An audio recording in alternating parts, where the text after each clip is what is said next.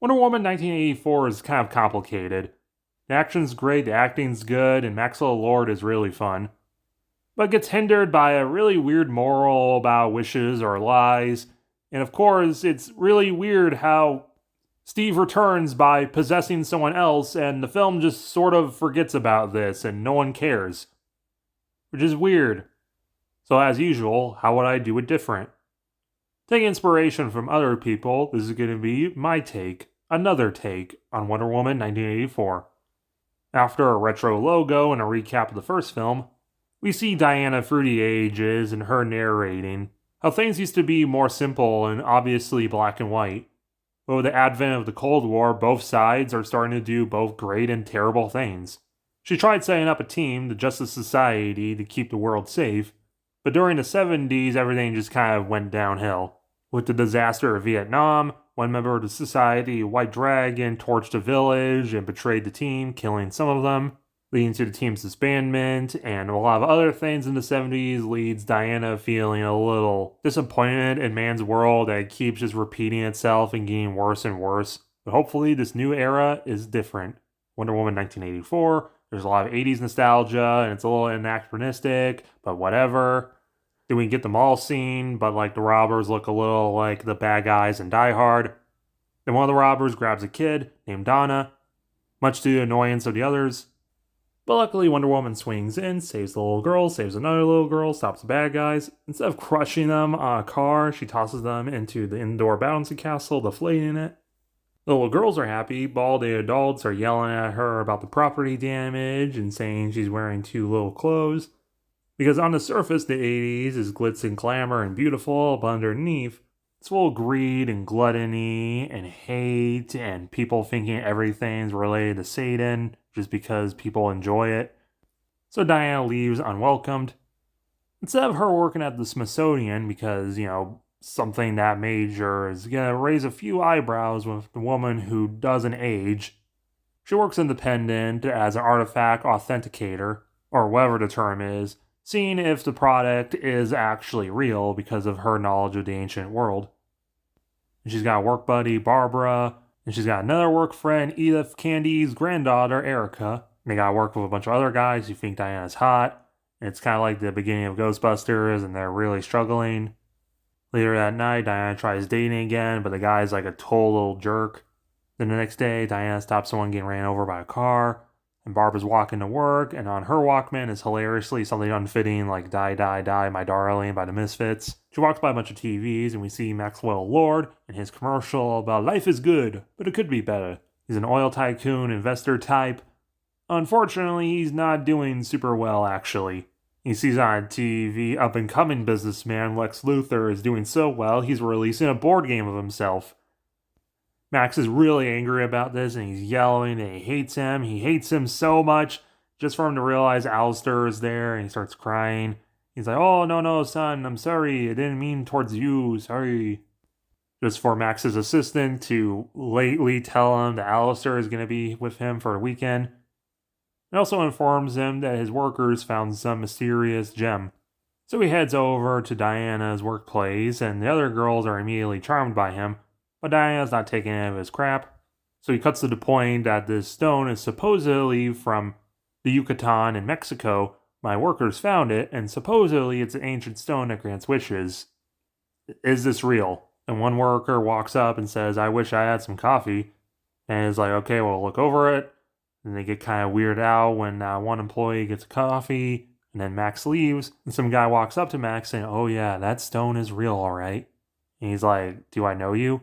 No, but I know all about you. Businessman, oil tycoon, second generation from Chile, in crippled in debt, and that's not even your real hair color. You're gonna need all the help you can get. So you supposedly know what this gem is, then explain to me what it is. Well, that gem you gave away, it's more than just a gem. It's a dreaming stone, containing the essence of an endless. Excuse me, what is an endless? Reaper has family, desire, destiny, despair. Delirium, the prodigal son Trigon, formerly known as Destruction. Dream. But what are they? Some kind of god? More than a god. Endless are as what they are named. Before he abandoned his pose, destruction is the embodiment of destruction, just as destiny is the embodiment of destiny. The gem in there has the essence of dream in it, and with that gem, you have the power of dream. Like, I can make people go to sleep? No. To make people dream. Grant their dreams. Grant whatever they wish. Like two snakes entwined, there's always a price, though. Well, thank you for telling me after I had to pay to see what it was. But why exactly are you telling me this? Oh, I'm just a nice guy like that. Will I see you again? You should hope not. So Max tries getting the stone back, saying that he doesn't really care anymore, but the girls say no refunds and push him out. So the girls are looking over the gem and they don't really know what it is. And Barb starts joking, maybe it does actually grant people wishes. Diana's like, what? Nah. It's like, well, what about the coffee earlier? It's like, oh, that's probably just a coincidence. If I could wish for something, it could be more like you, strong, sexy, with great hair. Diana's like, oh no, you already have all those things. And Barbara's like, no, I don't. I wish I could just be a predator rather than just a prey for once. And she was holding the stone at the time she said that, and it starts glowing. And then later that night, she gets followed by a creep, but she actually knocks him out. She's like, oh my god, and she looks into the water nearby, and she's like, whoa. She has better hair, and she's looking sexier. And she's wearing a cheetah print at the time.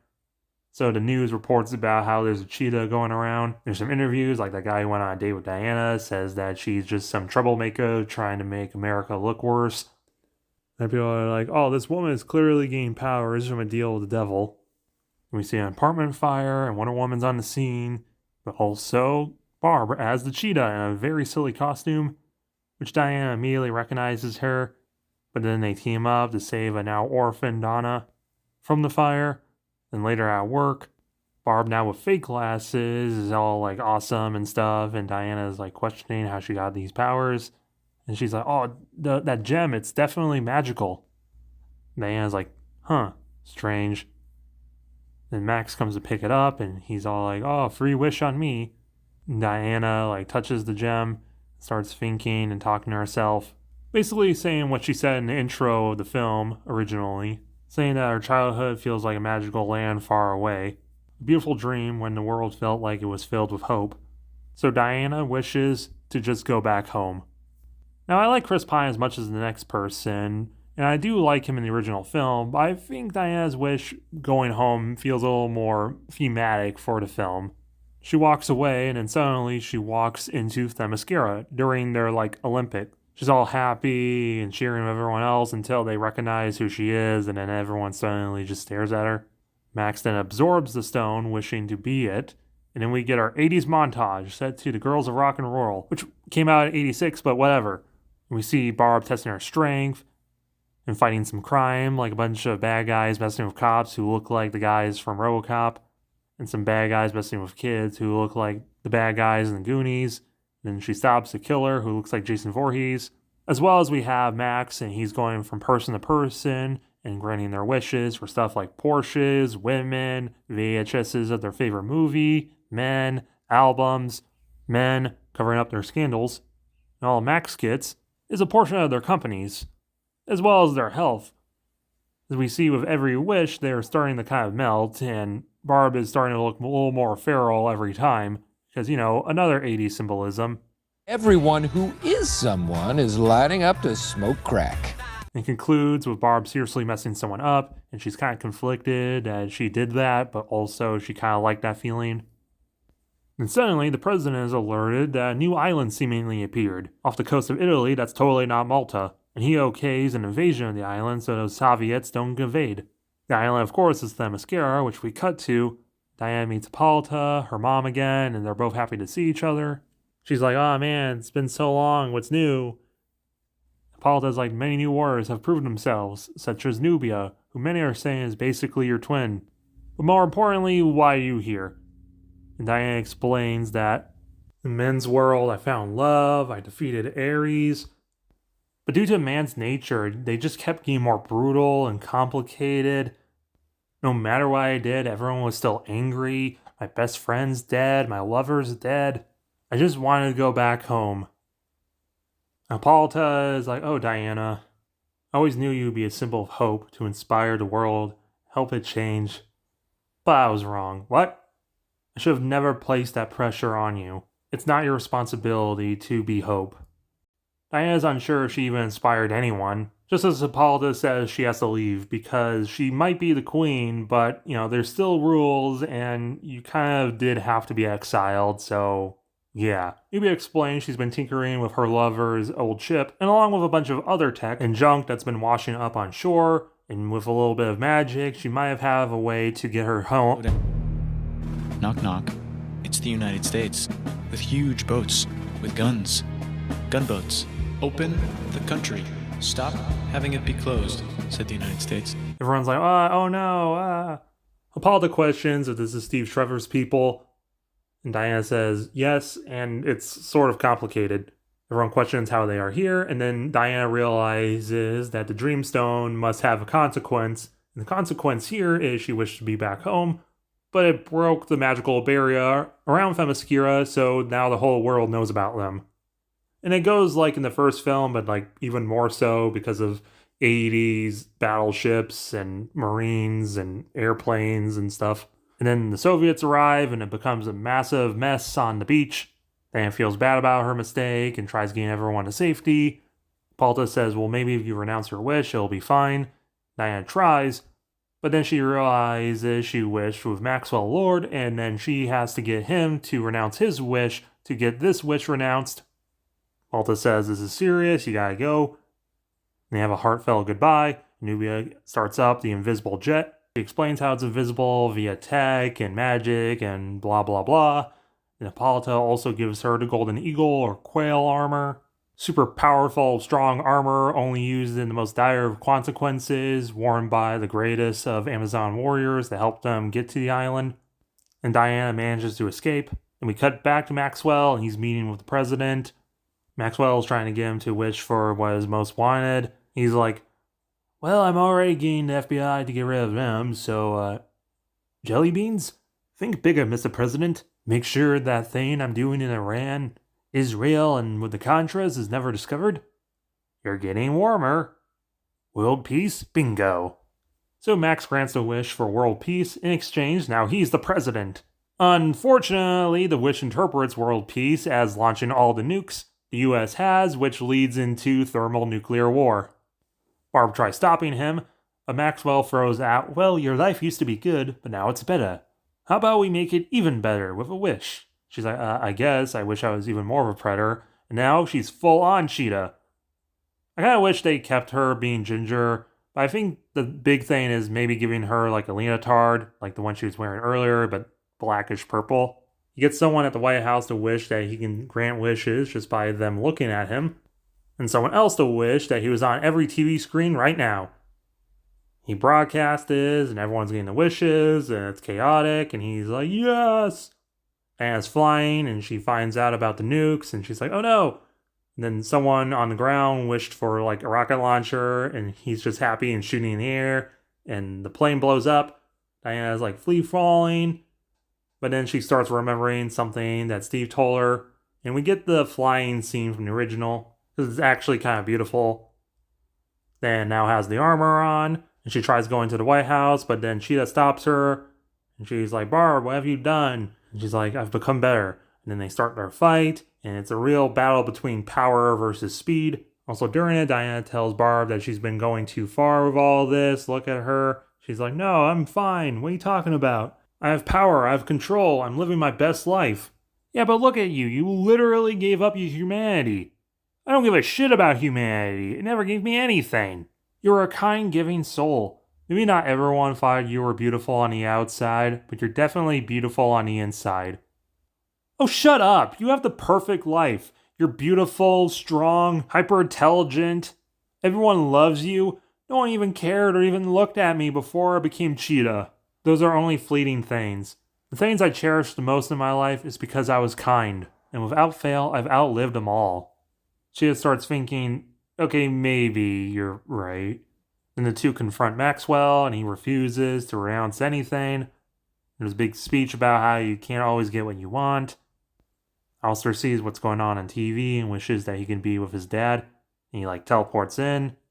Max sees him just for Alistair to collapse and start bleeding from the nose. Diana's like, exactly, you can either have your son or continue to control a world that's about to end. Max is like, obviously my son, and he tries renouncing his wish, but he just can't squeeze it out. The stone has too much of a control over him. Diana uses the lasso on him, and he's finally able to say he renounces his wish. In big flash, and we cut back to the part where he was about to absorb the stone, and he drops it like it's on fire. He runs to Alistair in the car and picks him up, hugging him, swinging around. And then they all meet back up, and it's like, oh, weird how they all remember. And they decide the stone is far too powerful, and they close it back up in the crate and stick it in concrete nearby construction site.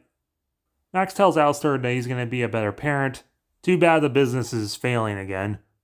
But Diana decides to give Max Steve Trevor's watch. And of course a watch from 1910s-ish is super valuable, which keeps his company afloat. Eventually Bruce Wayne will buy the watch and give it back to Diana. Barbara doesn't want to renounce this stage of the wish because she has a better control over this than her extra predator form. But she also realizes that humanity won't accept her as this. But Diana knows where she can get help. So she sends her, as well as that orphan Donna, to Themyscira, with a note saying, "Thank you, Nubia." And then we get some narration about how men are good, but they could be better. And unknown at the time, but this is a brand new age of heroes being born. And we get another montage set to "Don't You Forget About Me." We see 13-year-old Bruce Wayne training with Wildcat as Jim. The scene from Aquaman with him talking to fish at the aquarium. The scene from Man of Steel of Clark in school. Just a little bit of it. Hal Jordan making paper airplanes in high school, which fly into Jon Stewart going into the army, which leads into Vic Stone winning some high school football, and he's like, "Booyah!" Which leads into modern time, and we see a podcast right along with Jack Ryder, with special guest star, you know her as Livewire on Twitch and Spotify, and they're like making fun of Wonder Woman, but then someone clicks off of them, and it's Alistair, just go with it, all grown up. He's overseeing some construction, and one of the construction workers, Rex, is jackhammering, but he hears something that he cracked. He looks and he finds a crate with a stone inside. He's like, "Ah, man, I wish I could just move all this material by myself." And then suddenly he wish, and then, oh no, he becomes Metamorpho. He like panics and screams, and he like tosses the stone away and runs. And the stone gets caught mid-air by someone in a blue poncho. She walks up to Diana in modern times, and she's revealed to be Linda Carter as Asteria. And she says to her that Diana has proven herself to be a hero and she can return home. And it might be time for Themyscira to just join the rest of the world. Special thanks. And then the end credits is a tribute to Linda Carter's Wonder Woman intro. And after those credits, the rest of the credits play over "Do You Believe in Magic?" End credits kind of tonal shift, but we see the Corinthian again. He knows that he's free. "Sorry, love, gotta go. Now that he's free, he's gonna ruin everything for me." And he takes off his glasses, and we see he has teeth eyes. And that love guy is his victim. But what do you guys think? You like any of my ideas? You have any of your own? Do you think the film was just fine by itself? Let me know in the comments below. And when you're down there, make sure to hit the like button and the subscribe button.